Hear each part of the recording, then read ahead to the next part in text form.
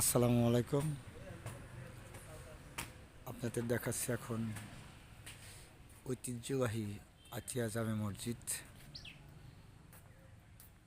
যে মসজিদের বাংলাদেশ গভর্নমেন্ট সরকারের 10 টাকার নোটে এই মসজিদের ছবি আছে, সেটাই আপনাদের দেখাচ্ছি।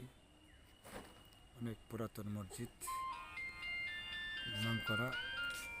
দেশের দূর দূরান্ত থেকে লোকজন এই আতিয়া মসজিদ দেখতে আসে, যা বাংলাদেশ গভর্নমেন্টের 10 টাকার নোটে এই মসজিদের নাম আছে এবং কিছু ছবিও দেওয়া আছে।